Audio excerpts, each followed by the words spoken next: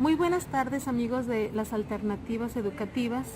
El día de hoy nos encontramos en la ciudad de Ensenada, en el Instituto McLaren, y vamos a tener el honor de entrevistar al doctor Jesús Pastor García Abrigos. Él es físico por la Universidad de La Habana. Estudió también, es doctor en Ciencias Filosóficas por parte de Moscú y ha escrito diversos libros. En su experiencia, aquí en el Instituto McLaren tenemos uno de los más actuales.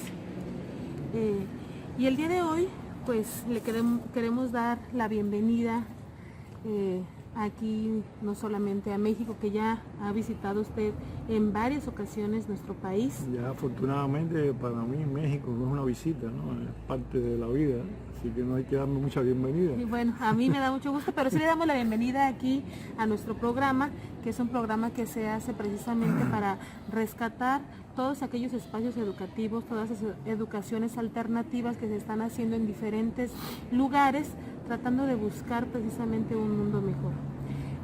Nosotros quisiéramos que usted nos pudiera platicar un poco acerca de la educación en Cuba. Cuba para nosotros acá en México y en muchos países es un gran referente en diversas áreas, pero también en lo que es la educación.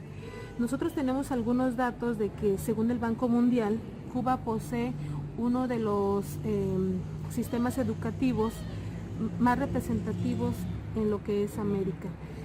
¿Nos podría usted compartir o explicar, hablar un poco de cómo es este sistema educativo en Cuba? Bueno, empecemos por rectificar lo que tú decías al principio del honor. El honor es mío de poder compartir con ustedes que realmente están haciendo un esfuerzo muy grande en transformar la sociedad desde la educación. En Cuba hay un sistema educativo muy bien concebido, muy bien formado y que funciona como creo que debe funcionar el sistema educativo.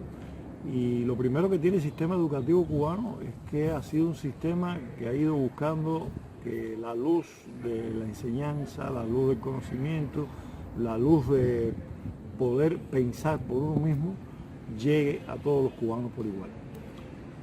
Ya en los primeros años de la revolución, cuando se inauguró en Cuba, muy recién triunfada la revolución, se inauguró un sistema de publicaciones, un sistema editorial cubano, y empezamos a publicar libros muy baratos, después que se hizo una campaña de alfabetización, porque cuando triunfa la revolución en Cuba había más de 1 millón de analfabetos, en un país de 4 y un poquito más millones de habitantes. Cuando se inaugura este sistema de publicación, Fidel dijo una idea que ha sido programática, yo creo, en cuanto a la educación y en cuanto al proceso transformador en general. Él decía en aquel momento, refiriéndose a los libros, no le decimos al pueblo cree, le decimos al pueblo lee. Fidel siempre ha insistido en que lo importante es que las personas piensen, decidan por sí mismas. La educación en Cuba es un sistema concebido con este objetivo, con el objetivo de que las personas sean dueñas de su propia existencia. Y para poder ser dueños de la propia existencia de cada uno, tenemos que ser capaces de decidir, tenemos que ser capaces de ser críticos a lo que vemos. Y después entonces esto llega a algo que va mucho más del espacio del aula. Y por eso digo que lo primero es que en Cuba se ha concebido la educación como un proceso social, como un proceso de transformación. En Cuba está ordenada, bien articulada, desde la enseñanza, ya refiriéndonos específicamente a lo institucionalizado de la enseñanza, que está conformada desde la edad preescolar hasta la enseñanza posgraduada, con un sistema de alcance para todos, no independientemente de la región en que vivas del país, tienes las mismas posibilidades, tienes la misma oportunidad de asumir cursos ya cuando llegas a los niveles universitarios, cuando llegas al nivel de la carrera universitaria, pero en lo que es toda la enseñanza anterior, todo el mundo tiene acceso. El proceso educativo está muy vinculado a la sociedad. Por ejemplo, una característica muy importante es que las escuelas están vinculadas a la familia, están vinculadas al barrio. De nuevo insisto, está vinculado al sistema en general. Si hay alguna familia a lo mejor que es descuidada con los hijos, que es descuidada y no lo manda a la escuela, los vecinos a través de las organizaciones de masa, de la Federación de Mujeres Cubanas, de los CDR, visitan a la familia. Si es porque tengan determinadas dificultades materiales y con eso justifiquen que no puedan mandarlo a la escuela, se le busca solución comunitariamente y con el apoyo, con la participación del Estado a los problemas que tenga la familia. En fin, la educación se ha llegado a los niveles que tenemos por una concepción que viene no de Fidel, sino viene de mucho antes, desde Luis Caballero, Félix Varela, José Martí. Nuestros próceres anteriores siempre insistieron en la importancia de que las personas tuvieran preparación para pensar. Martí decía, ser culto para ser libre. Saber leer es saber andar. Saber leer, escribir es saber ascender. Viene de mucho antes esta tradición. Y con la revolución se ha podido llevar a la práctica estas ideas. Quiere decir que la alfabetización que logran tener en Cuba es no solamente por una cuestión, una ideología del Estado, sino que es la propia sociedad la que influye. Bueno, es que en Cuba tú no puedes separar el Estado de la sociedad. En Cuba, después del 59, ese Estado, como estamos acostumbrados a hablar, es la sociedad que hizo la revolución y se colocó en el lugar del Estado para transformarse a sí mismo.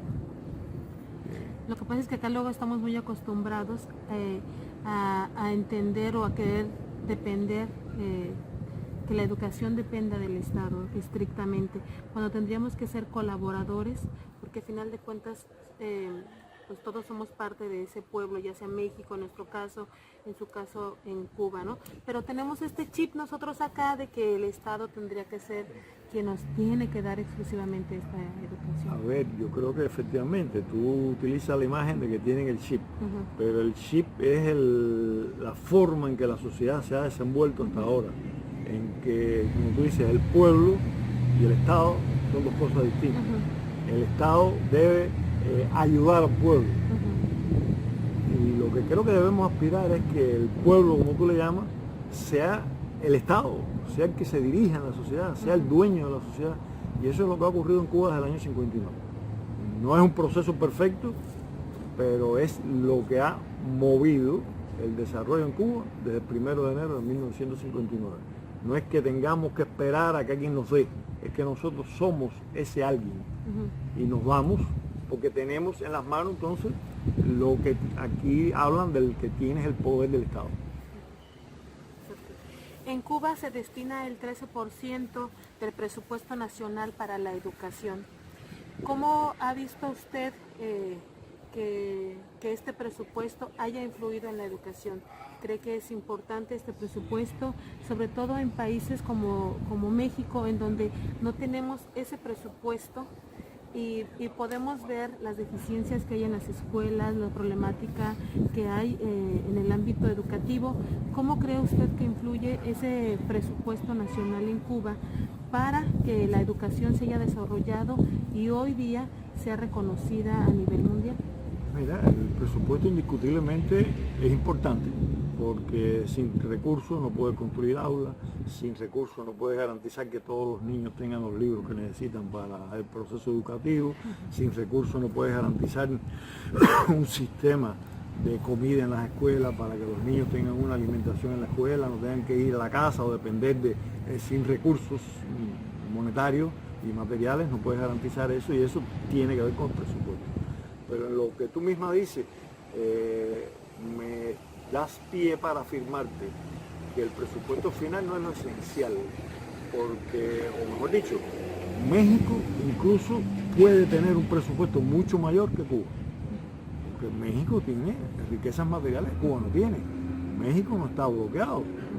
Entonces México, si hay voluntad política, si hay un Estado que efectivamente sea el pueblo el que esté dirigiendo la sociedad, ese pueblo del que tú hablas, lo poco que tengan lo van a utilizar mejor y van a darle mejor presupuesto a la educación, van a hacer como en Cuba, que tenemos un presupuesto, una parte muy importante del presupuesto también es para la enseñanza, tenemos una parte importante del presupuesto para la ciencia, porque nosotros decidimos las cosas que son importantes para la sociedad, porque al final son las que son importantes para todos los individuos. En Cuba son muy reconocidos también sus profesores, las diferentes pedagogías que están trabajando. ¿Cómo cree usted que se ha logrado, que esta educación en Cuba cada día profundice más en la sociedad, que hayan logrado avanzar en este campo educativo? ¿Cómo cree que han influido los profesores? ¿Cuál es su formación? ¿Cómo llegan ellos a tener este reconocimiento mundial también? ¿Qué cree usted que ha hecho Cuba en este aspecto de formación de profesores para que hoy día esto se refleje precisamente en la educación cubana? Mira, sin los profesores, sin el ser humano, ningún proceso puede avanzar, sin la calidad que tenga el ser humano.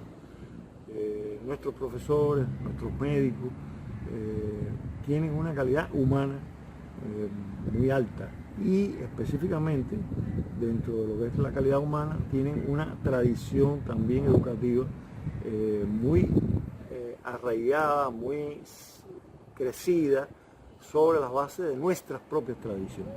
Eso yo creo que en el campo de la educación ha sido muy importante. Yo te hablaba de Luz y Caballero, te estoy hablando principios del siglo XIX, yo te hablaba de Félix Varela, también de aquella época, José Martí también, y todos ellos insistían, por ejemplo, en la importancia de acceder a todo lo mejor del pensamiento universal, pero visto en nuestras condiciones, visto según nuestras tradiciones, visto para nuestras necesidades. Yo creo que eso ha sido esencial porque ya en el plano de la docencia, en el plano más técnico, digamos, nosotros hemos tomado de las diferentes escuelas pedagógicas a las que hemos tenido acceso, pero siempre llevándolas a nuestra realidad. Como decía Martí, injértese el mundo en nuestras repúblicas, pero el tronco han de ser nuestras repúblicas. No es querer inventarlo todo uno, porque uno puede tener acceso, no puede generar todo lo que es importante, no lo puede generar un solo país, pero hay que tener en cuenta las tradiciones, las potencialidades del país, la cultura del país y sobre todo en el campo educacional. Yo creo que el papel de los profesores ha sido determinante. Ustedes tienen lo más importante dentro del personal educativo de ustedes. Ustedes tienen personas de una extrema calidad humana. Tienen lo más importante. Entonces, con esos compañeras y compañeros dedicados a la enseñanza, tienen todo lo que necesitan para luchar y alcanzar lo que necesitan para una educación diferente. Para ustedes, en su experiencia, ¿cuáles serían las bases pedagógicas que plantea el modelo educativo en Cuba? ¿Cuáles son esos ejes pedagógicos que los mueve a ustedes? Yo diría como característica esencial de la pedagogía cubana, la enseñanza en pensar. Y esto implica la visión crítica del propio proceso de enseñanza, de la relación estudiante-profesor, del papel de la educación respecto a la sociedad. Yo creo que eso es un eje central de la educación cubana. No te hablo y no quiero tampoco que se lleven la imagen de que en Cuba todo es perfecto. El sistema educativo cubano tiene insuficiencias con las cuales constantemente estamos luchando contra ellas, porque, digamos, un primer reto que hemos tenido en el sistema educativo es la escasez de personal. En Cuba se han formado muchos maestros, se han formado muchos profesores, pero hacen falta muchos maestros, hacen falta muchos profesores. Entonces, a veces tenemos que incorporar en determinados momentos personas que tienen la voluntad de enseñar, la voluntad de ser profesores, pero no tienen las herramientas pedagógicas, tienen que formarse sobre la marcha. ¿Cómo enfrentamos eso en la práctica también? Incluso los maestros que se gradúan de nuestras universidades pedagógicas, desde que se gradúan, tienen el puesto asegurado en las aulas, pero desde que se gradúan, tienen también al llegar a las aulas un asesor de los maestros más veteranos, que lo acompaña en los primeros momentos. tienen un permanente trabajo en colectivo con todos los maestros de la asignatura, del grado en que trabajen, de la escuela, y así vamos garantizando la educación ya incluso en el plano técnico con un proceso socializado de compensación de insuficiencia de los que la tengan y de mejora continua del desarrollo de este proceso. Ok, bueno, en los últimos años Cuba ha tenido procesos políticos que a la humanidad nos ha hecho estar pendientes de ustedes. En el campo de la educación, ¿cuáles cree que serían los retos de esta educación cubana para enfrentar todos los procesos que vienen en los siguientes años? ¿Cuáles serían esos retos que ustedes tendrían que ir trabajando dentro de los espacios áulicos y que tendrían que trabajar como comunidad para enfrentar los posibles escenarios que vaya viviendo Cuba? En primer lugar, Cuba no es que han habido procesos políticos. En Cuba esencialmente han ocurrido cambios económicos, que como cambios económicos al fin y al cabo, en un caso refuerzan, en otro caso renacen y en otro caso crean intereses en la sociedad que no existían hace, digamos, antes de los años 90 del pasado siglo. En esto es muy importante el proceso educativo, pero como insisto en Cuba y como insisto aquí, no es el proceso educativo estrictamente en el aula. El aula es un momento, un espacio muy importante para que se reproduzcan en la sociedad los valores éticos, las conductas favorecedoras de un progreso verdaderamente humano. Pues el aula sola no hace nada. El aula sola sin la familia no hace nada. El aula sola sin el ambiente fuera del aula y fuera de la familia no hace nada. ¿Cómo hacemos eso? Bueno, tratamos de fortalecer las relaciones de esta aula, familia, y sobre todo necesitamos hacerlo todavía con más fuerza y más calidad, el proceso educativo fuera del aula y fuera del docente, fuera del maestro. El proceso educativo de nosotros mismos. Se ha dicho que una revolución es un proceso ante todo cultural. Es un proceso ante todo cultural, pero es un proceso en el que tenemos que autoeducarnos. Tenemos que acostumbrarnos a vivir diferente a como hemos vivido antes de llegar a ser nosotros los que mandamos en la sociedad. Y en Cuba hoy tenemos que desarrollar un proceso de autoeducación para saber preservar las cosas que hemos conquistado hasta los años 90 y seguirlas desarrollando favorablemente. ¿Cómo enfrentamos los nuevos retos? Bueno, con un trabajo educativo de las organizaciones en general en Cuba. En Cuba hay un régimen, un sistema muy amplio de organizaciones de masa que les llamamos Comité de Defensa de la Revolución, Federación de Mujeres Cubanas, Federación de Estudiantes de todos los niveles, desde la primaria hasta la universidad. Y todos estos elementos, todos estos actores intervienen en el proceso educativo de la sociedad. En educar a la sociedad de que han habido cambios económicos, cambios que había que hacer, cambios que a lo mejor hemos hecho algunos mal hechos. Bueno, pues hay que vigilarlos, hay que enfocarlos críticamente y hay que actuar sobre ellos. Esto es proceso educativo, pensando siempre en lo que queremos. Lo que queremos, ¿qué cosa es? Seguir avanzando en una sociedad de individuos libres plenamente, cada uno como individuo, pero como resultado de una sociedad libre en el sentido de una sociedad más apta para la colaboración, más apta para el progreso, más apta para la convivencia con el medio ambiente, en una sociedad superior en este sentido, superior en el sentido de que va a estar garantizando la plenitud progresiva de la existencia de los seres humanos. Eso es un proceso educativo. Tenemos que educarnos nosotros, tenemos que educar a los educadores, porque el educador, tanto ese educador que yo hablo de la sociedad, de las organizaciones, del propio Estado, que somos nosotros, pero tenemos nuestros representantes, como el educador del aula, tienen que ir cambiando también. No es, al principio de los primeros años de la revolución, ya hablando específicamente del educador, del maestro en el aula, a lo mejor era suficiente con un maestro que enseñara bien las matemáticas, que enseñara bien a leer y escribir, pero ya hoy cada vez más el maestro tiene que ser un formador de personalidades, un formador de caracteres, un formador de individuos, y eso no es fácil irlo profundizando. No es fácil irlo profundizando, y en eso tenemos que trabajar sistemáticamente. En América Latina, incluido México, durante las últimas décadas se nos han impuesto diferentes modelos educativos, muchos de ellos de otros países, y estos modelos no siempre responden a la realidad de nuestros contextos. Sin embargo, reconocemos que en diferentes puntos a nivel mundial se están haciendo proyectos alternativos, se están haciendo estos proyectos que van con otra idea a estos modelos educativos impuestos, y muchos de ellos podemos reconocerlos precisamente en América Latina, incluidos Cuba.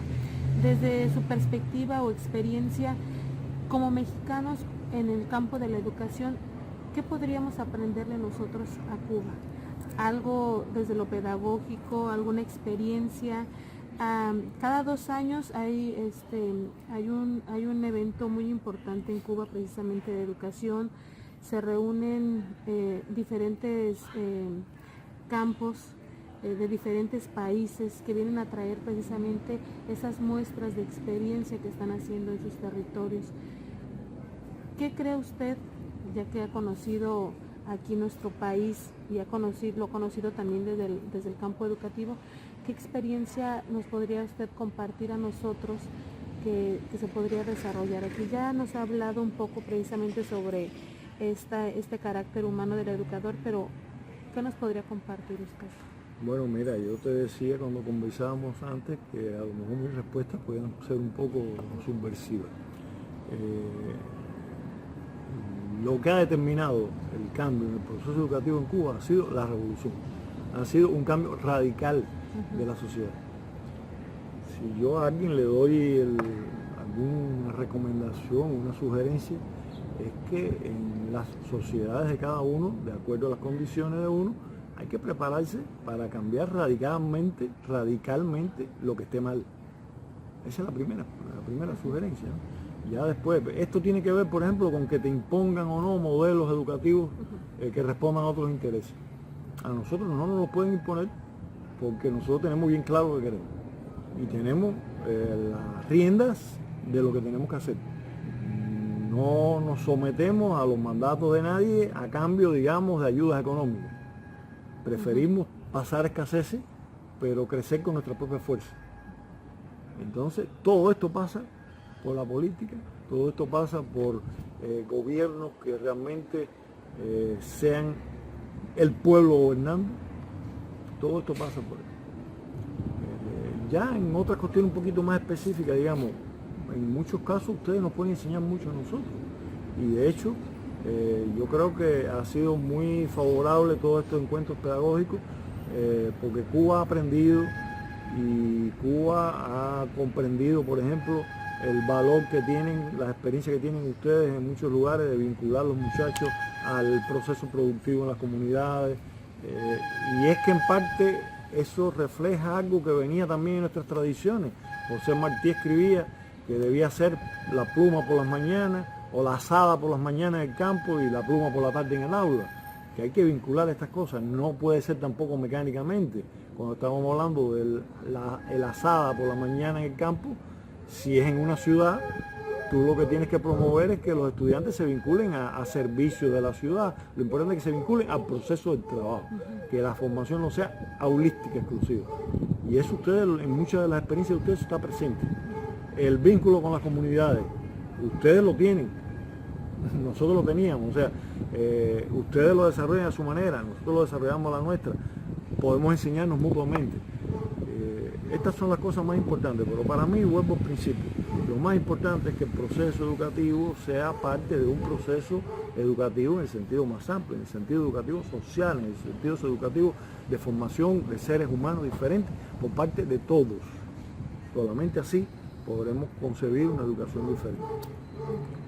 Bueno, y para finalizar un poco esta entrevista, quisiéramos que usted nos pudiera brindar algún mensaje para todos aquellos que nos están viendo y que nos quiera dejar algo a nosotros como educadores que estamos buscando precisamente estas alternativas, que queremos construir, que estamos soñando con que podemos cambiar este mundo, que podemos luchar.